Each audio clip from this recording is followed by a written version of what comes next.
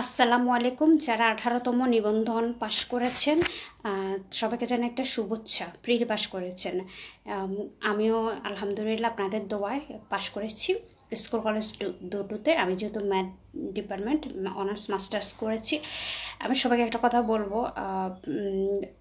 যারা আমার মতো 17তম রিটার্ন দেওয়ার পরও টিকেননি তাদের উদ্দেশ্যে, অথবা সবাইকে 18তম নিবন্ধন যারা টিকেছেন তাদেরকে বলবো, এবার যেহেতু 96,000 প্লাস ষষ্ঠ গণ বিজ্ঞপ্তিতে 96,000 প্লাস ক্যান্ডিডেট শূন্যপদ ছিল, তো এখানে প্রায় 24,000 অ্যাপ্লাই করেছে, কিন্তু ইন্ডেক্সধারী যারা আছে তারা কিন্তু চাকরি হবে না, কারণ একবার চাকরি হয়ে গেলে সে আবার অ্যাপ্লাই করতে পারবে না বিজ্ঞপ্তিতে সিস্টেম অনুযায়ী।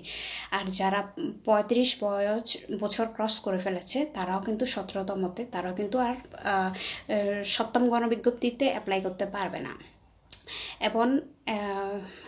এবং এর আগে 1 থেকে 15তম নিবন্ধনের যারা ছিল তারা সবাই বয়সের কারণে অথবা তারা সবাই অটো আউট হয়ে গেছে।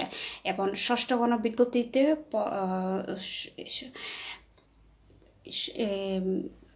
24,000 অ্যাপ্লাই করেছে, এবং ষষ্ঠ গণবিজ্ঞপ্তিতে 16তম ও 17তম নিবন্ধনধারীরা অ্যাপ্লাই করেছে পাশ করা। তারপরে এখন এবং 96,000 প্লাস পাশ করার শূন্যপদ দেখানো হয়েছে, কিন্তু এখানে 24,000 অ্যাপ্লাই করেছে, আর 70,000 প্লাস কিন্তু পদ ফাঁকা রয়ে গেছে, যেটা 7ম গণবিজ্ঞপ্তিতে থেকে পূরণ করা হবে, মানে 18তম নিবন্ধন থেকে। তো এখন যারা পাশ করেছেন তাদেরকে বলবো, একটা সেকেন্ডও নষ্ট না করে, অনলাইন না করে, টাইম নষ্ট না করে, এখানে সেখানে ঘোরাঘুরি ফেসবুকিং না করে প্রত্যেকটা সেকেন্ড কাজে লাগান, কারণ জুলাই লাস্টে হয়ে যাবে, ঈদুল আজহার পরেও হয়ে যেতে পারে। তো এখন প্রত্যেকটা সেকেন্ডকে ইউটিলাইজ করুন, প্রত্যেকটা সেকেন্ডকে প্র্যাকটিস করুন, অনুশীলন করুন, এক্সাম দিন। আর এখন যে সময়টা যাচ্ছে না, এটা কিন্তু নোট করার জন্য না, এটা হচ্ছে প্র্যাকটিস করার জন্য, এক্সাম দেওয়ার জন্য। এখন প্রত্যেকটা মুহূর্তকে গুরুত্ব দিন, মূল্যায়ন করুন। আপনি যদি সময়ের মূল্য দেন, তবে আর সময় আপনার জীবনের মূল্য তৈরি করবে, নির্ধারণ করবে। এই জন্য যারা আর এই সুযোগটা কখনোই আসবে না, কারণ 19তম নিবন্ধন থেকে পিএসসির অধীনে চলে যাবে, আর ওখানে সরাসরি পাশ করবে, নিবন্ধন সার্টিফিকেট দিবে না, সরাসরি নিয়োগ দেবে। তার মানে ব্যাপারটা কিন্তু জটিল হয়ে যাচ্ছে অন্য এক্সামগুলোর মতো, ঠিক আছে?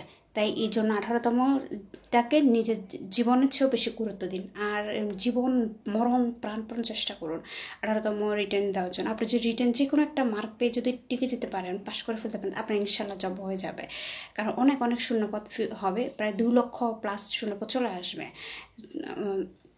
তখন, আর অটো এমপিও হয়ে যাবে তখন সব কিছুর জন্য। আর এখানে একটা ফেয়ার নিয়োগ হয়, এখানে নিজেদের মেধা ও যোগ্যতার মাধ্যমে মূল্যায়ন করা হয়, কোনো টাকা পয়সা লাগে না। এই জন্য বলবো যে প্রত্যেকটা সেকেন্ডকে কাজে লাগান, প্র্যাকটিস করুন, এক্সাম দিন, যেভাবে পারেন প্রিপারেশান নিন, কারণ এই সুযোগটা জীবনেও আসবে না। আর যারা 35 হয়ে গেছে তাদের অটো আউট হয়ে গেছে, যারা 17তম 35 হয়েছে তারাও আউট হয়ে গেছে। আর 1 থেকে 15তম তো ওগুলো অটোমেটিক বাদ, কারণ মাঝখানে 4-5 বছর কিন্তু গ্যাপ ছিল, 20, 21, 22, 23। তো এখন এই জন্য অনেক সবাই হয়েছে, সার্টিফিকেট ইনভ্যালিড হয়ে গেছে, 3 বছর সার্টিফিকেটের মেয়াদ থাকে। আচ্ছা, ওই নেগেটিভ সাইডগুলো বাদ দিই।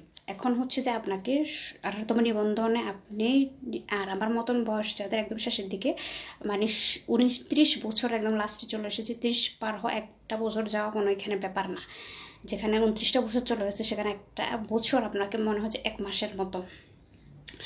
এইটাকে কাজে লাগান, এই সুযোগ আমার মনে হয় এই জীবনে কখনোই আসবে না। আর আমার জন্য সবাই দোয়া করিয়েন, আমি যেন যে ম্যাথ টিচার হতে পারি, শিক্ষার্থীদেরকে ভালোবেসে তাদেরকে আদর যত্ন করে পড়াতে পারি, এবং বিজ্ঞান এবং গণিত মনস্ক হিসেবে একটা জাতি গড়ে তুলতে পারি, 21 শতকের চ্যালেঞ্জ মোকাবেলা করার জন্য, এবং 2041 সালের মধ্যে স্মার্ট বাংলাদেশ করার জন্য তাদেরকে গণিত মনস্ক করতে পারি। আমার মেধা, শ্রম যতটুকু আছে, যোগ্যতা, দক্ষতা সবটাই এখানে বিলিয়ে দিতে পারি, এবং আমার স্বপ্নটা, আমার মা বাবার স্বপ্নটা, সবার স্বপ্নটা যেন পূরণ হয়, এবং আমি এখানে সফল একটা ক্যারিয়ার করতে পারি। সবাই আমার জন্য দোয়া করবেন,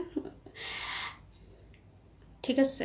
আমার জন্য অনেক দোয়া করবেন, আর আমার কোনো ভুল হলে মাফ করে দেবেন।